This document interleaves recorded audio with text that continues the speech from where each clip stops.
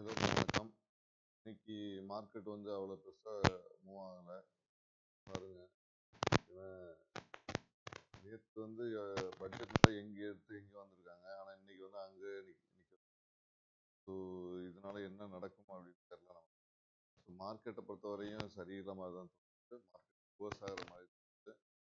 பட்டு இன்னும் வந்து புல்லிஸில் தான் இருக்கிற மாதிரி இருக்குது. பார்த்தீங்கன்னா அது இன்னும் புல்லிஸில் தான் இருக்கிற மாதிரியே இருக்கும். வெளியில் எங்கேயும் போன மாதிரிலாம் உங்களுக்கு தெரியாது மார்க்கெட். ஆனால் டெய்லி ட்ரேட் பண்ணும் போகிறவங்களுக்கு என்ன இருக்கு, எங்கே மார்க்கெட் அப்படின்னு தெரியாது. ஓகேவா?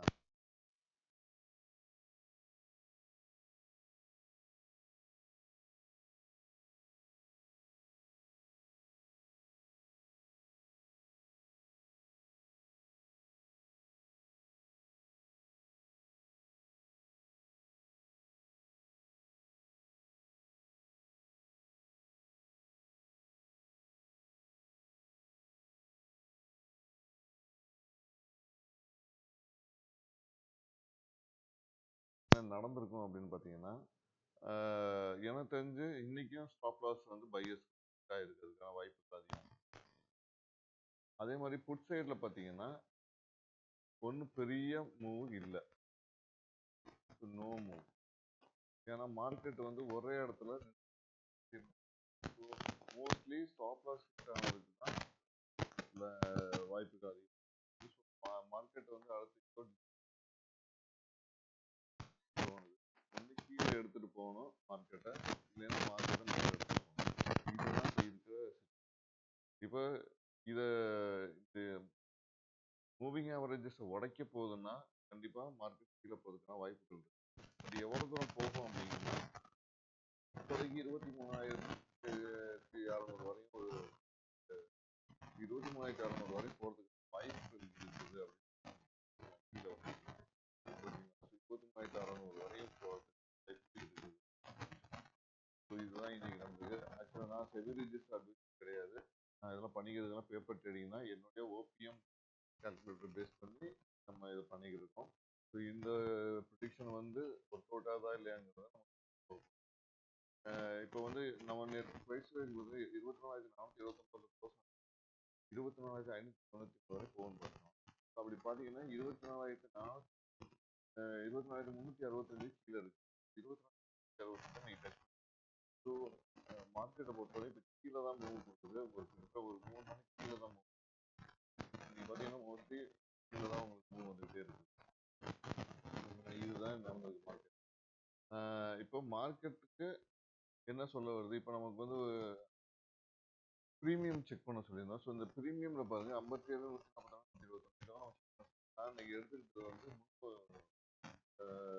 24,350, 400, 450, 500, 550. இது 5 தான் நான் எடுத்துக்கிட்டேன். இது கிடையாது, இது ஸோ 5 எடுத்துக்கிட்டேன். அதில் வந்து நம்ம கொடுத்த ரேஞ்ச் படி இதில் வந்து 143க்கு என்ட்ரி ஆகணும் அப்படின்னு கொடுத்தா அது வந்து க்ளோஸ் ஆனது வந்து 92 க்ளோஸ் ஆயிருக்கு. ஸோ ஆல்மோஸ்ட் நமக்கு வந்து ஒரு 60 பாயிண்ட் கிட்ட லாஸ் ஆயிருக்கு. லாஸ் இருக்குல்ல, தென் இதுலேயும் லாஸ் தான், இதுலேயும் லாஸ் தான், இதுலேயும் கிட்டத்தட்ட லாஸ். ஓகேங்களா? ஸோ 112 இங்கே என்ட்ரி கொடுத்துருக்கோம். ஸோ 112 என்ட்ரி ஆச்சு. 114 என்ட்ரினா லாஸ்ட்டில் தான் வந்து ஆல்மோஸ்ட் லாஸ்ட்டில் தான் இன்னைக்கு இருக்குது. இதுதான் இன்னைக்கு மார்க்கெட் ஆல்மோஸ்ட் லாஸ்ட் 2 நாளாக சொல்கிறோம் பையர்ஸ். ஸோ அதனால தான் சொல்கிறோம், நம்ம பையர்ஸ் இருக்கும்போது ஓவர் ட்ரேடிங் வந்து அவாய்ட் பண்ணணும். ஏன்னா இப்போ மார்க்கெட் சரியில்லை, அப்போ பீச் பக்கம் தான் போய் காத்துவாங்க. எதுக்கு இது தேவையில்லாமல் உட்காந்துட்டு நம்ம மனசை இப்போ மார்க்கெட்டை பார்த்துக்கிட்டா போகும். அழகாக பீச் பக்கம் போயிட்டு காற்று வாங்கிட்டு சாப்பிட்டு இருக்கும்.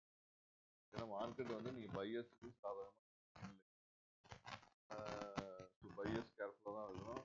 ஓவர் ட்ரேடிங் அவாய்ட் பண்ணுங்க. யாரெல்லாம் ஓவர் ட்ரேடிங் பண்ணிங்கன்னா அவங்க கேபிட்டல் பை க்ளோஸ் ஆகிடும். அப்படி ஏதாவது நடந்து கமெண்ட் அது மற்றவங்களுக்கும் யூஸ்ஃபுல்லாக இருக்கும். இதுதான். ஸோ ஓவர் ட்ரேடிங் வந்து தயவுசெய்து பண்ணாங்க. இதுதான் நம்ம சொல்ல வர்றது. இப்போ ஆல்மோஸ்ட் இன்னைக்கு மார்க்கெட்டை பொறுத்தவரையும் ஓபிஎம் கால்குலேட்டர்ல எல்லாமே லாஸ்ட். ஸோ நான் உங்களுக்கு 21 ஸ்டாப் லாஸ் பண்ணோம். 21 எல்லாத்துலையுமே ஹிட் ஆகிருக்குது. 29 பாயிண்ட் எல்லாத்துலையும் ஹிட் ஆகல.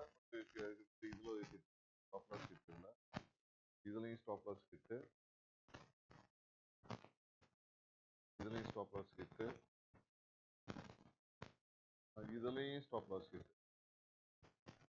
இதில் மட்டும் ஸ்டாப் லாஸ் ஹிட்டு தான். ஆல்மோஸ்ட் இதுலேயும் ஹிட் தான் ஸ்டாப் லாஸ். இது எல்லாத்துலேயுமே ஸ்டாப் லாஸ் ஹிட் தான். 23 பாயிண்ட் நம்ம இதை பேஸ் பார்க்கலாம் எவ்வளோ. தொடர்ந்து இந்த வீடியோ பார்க்குற உங்களுக்கு இந்த வீடியோ பிடிச்சிருந்தா லைக் பண்ணுங்க, கமெண்ட் பண்ணுங்க, ஷேர் பண்ணுங்க. ஏதாவது இம்ப்ரூவ் பண்ணும், இது எங்கேயும் தப்பாக பார்க்கலாம். இப்போ நீங்கள் பார்த்தீங்கன்னா நம்ம இன்னொன்று சொல்லணும். அது என்னன்னா, இப்போ